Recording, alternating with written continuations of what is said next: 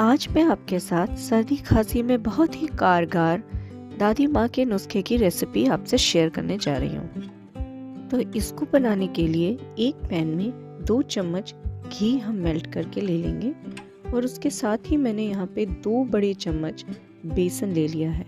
इसको हल्की आंच में धीमे धीमे भूनेंगे जब तक कि इसमें से एक सौंधी सौंधी खुशबू नहीं आने लगती। जैसे ही हमारा बेसन भुन जाएगा हम इसमें 2 कप के करीब दूध को डालेंगे। उसके बाद मध्यम आंच पर चलाते हुए इसमें एक उबाल आने देंगे।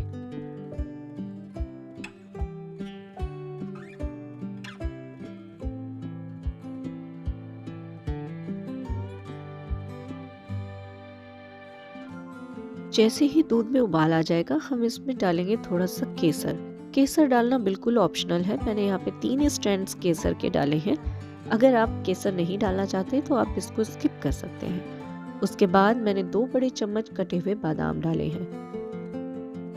उसके साथ ही मैंने यहाँ पे डाले हैं आधा बड़ा चम्मच सौंठ का पाउडर और उसके साथ ही 1/4 छोटा चम्मच मैं डाल रही हूँ यहाँ पे सिनेमन का पाउडर, दालचीनी का पाउडर।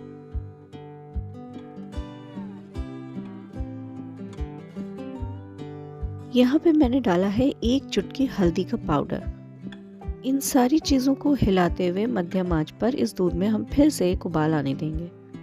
आप मुझे दुनिया के कौन से कोने से देख रहे हैं वो मुझे कमेंट सेक्शन में ज़रूर बताएं। और अगर मेरा ये वीडियो आपको किसी और भाषा के सबटाइटल में चाहिए तो वो भी आप मुझे बता सकते हैं। मैं पूरी कोशिश करूँगी कि 1 से 2 दिन में सबटाइटल को इस वीडियो के लिए डाल दिया जाए। दूध में उबाल आ चुका है। अब हम इसमें डालेंगे 1 कप के करीब गुड़। इसको हम छोटे छोटे हिस्सों में काट लेंगे। आप चाहें तो इसको कद्दूकस भी कर सकते हैं। इसके बाद हम इसको धीमी आंच पे चलाते हुए पका लेंगे जब तक कि गुड़ पिघल नहीं जाता। सुरका बनके तैयार है। अब आप इन सर्दियों में इसका लुत्फ उठा सकते हैं, मगर याद रहे कि इसका लुत्फ उठाते वक्त ये गर्म ही रहना चाहिए। मेरी इस आसान सी रेसिपी को आप ट्राई ज़रूर करिएगा और अगर रेसिपी पसंद आए और आपके लिए सर्दी खांसी में काम करे तो अपनी फ्रेंड्स और फैमिली के साथ ज़रूर शेयर करिएगा।